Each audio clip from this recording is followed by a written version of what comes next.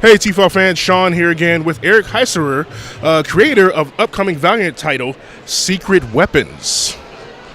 All right, so we're going to ask Eric a few questions. Let's get started. So, obviously, I was going to ask you what you're working on, but let's talk about Secret Weapons. Fantastic. I'm happy to. Okay. It's a title that came out of my love of the Harbinger characters, Livewire in particular. Mm-hmm. I've been working on the feature film adaptation of Harbinger and kept coming up with more and more ideas for Amanda.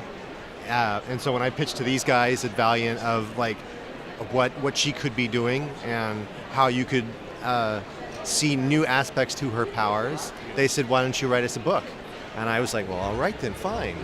And I found her sort of at the center of a story of a bunch of rejects, really, that came out of Harada's surgery process, to take a latent and make them an active psiot. I'm getting like super inside baseball about like the Valiant universe, but Right. What if you go through that process and no one knows what the power is going to be at the end of it? And what happens when Harada decides you're useless to him, and he just spent like $500,000 on you? Well, That's trouble. these are the characters that Harada like basically threw away. And what does that do to a kid who feels like they were told they were going to be special and now told they were useless? And so Livewire comes in to try and salvage these people, especially at a time when now everything is made public and someone is hunting them down. Wow. Okay, and for those who don't know, if you're not familiar with Livewire, make sure you pick up Harbinger as well to get some background, because that is a tremendous, well-rounded character and definitely deserves to be the star of a series. So I, for one, am glad that this is happening. Let's talk about other work as well. Like, what else have you been involved with, and what are you proud of? Well, I'm proudest of, and this should be no surprise, the film Arrival. Like I put a lot of work into that. I wrote it on spec, and it was almost like a decade-long process in order to see that film realized. And I'm still in shock that it actually got made. Like a movie about linguistic relativity, I was told no so many times, and that it wouldn't be a success. But the right artists got together for that, and when everyone's making the same movie and it's a movie you believe in, you end up with this kind of unicorn of a story. And that was Arrival. I don't know if that'll ever happen again in my career, but I'm glad it happened once. Oh, I don't know, man. I think you're, set for some great things. I mean, because I did see it and several times, and it was what we needed right now. Yeah. Kind of by accident, but yeah. Yeah. And then so I wouldn't be surprised if whatever you have coming up next, based on that, they'll just let you do it now. So I say go for it. I would hope to find that true. I'm going to put that to the test very soon. Okay.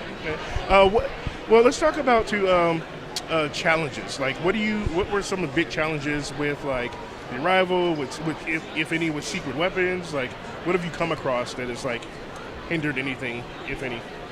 I'd say, generally speaking, one of the greatest challenges that I find is how to improve my writing. I can hit a plateau, and it frustrates me that I can't sort of work my way out of the box, especially when typically my taste is far greater than my ability. Yeah. So I know what's good, and I just don't seem to know how to reach it there. And so one of the reasons why I'm working on Secret Weapons and why I go back to comics in general is because working in another medium develops other muscles, and I hope that by that I can be a better writer, especially in a visual, in a medium that's so visual. It makes you think like a director when you write. Okay. Yeah. Fair answer. Random question for you. Yeah. What would you say are 3 things that people should know about you, whether it be professionally or personal? 3 things about me. That's a great question. I'd say I'm an avid board gamer. Yes. All right. That's what Yeah. we're talking about. I got a giant shelf full of board games. Okay. And I'm currently enjoying the legacy board game trend that's going on right now. Holy crap! Pandemic Legacy was like my best experience as a board gamer. Yeah. Did you try that Cthulhu version? Yes, I also have that one. Oh, I have lost horribly on that one. It's quite a lot. And let's see what else. I am married to A woman who's a co-EP and writer on Punisher, the Netflix series. Yeah. And so it's badass. Okay. Like, that thing is going to be, it looks like a 70s crime thriller. Like, Oh, man. like Clute, or like that kind of, like, the look is amazing. And it doesn't look like the other Marvel stuff. I think maybe because they don't have any, they just have a different character in that space, so you can be as grounded as possible. I know that we're all looking forward to that anyway, so it's good to hear that. It's cool. And she's just an awesome person in general. It's fascinating because she grew up addicted to Sandman, and I grew up addicted to Punisher. And I got a chance to swing at a film adaptation of Sandman, and she's now writing Punisher. So like we got each other's. Nice. And lastly, I took a stunt driving course when I lived in Texas. And it was because I went from living in a small town in Oklahoma to living in Houston, and just the traffic and the number of cars terrified me. So I took stunt driving as a way to try and get over that fear, and it's made me kind of a car guy. Dude, I didn't even know that was a thing, but now that I know, I'm on it. Yes, it's awesome. That's amazing. All right, last question. I'm gonna pull one out of my random hat. Let's do pancakes or waffles.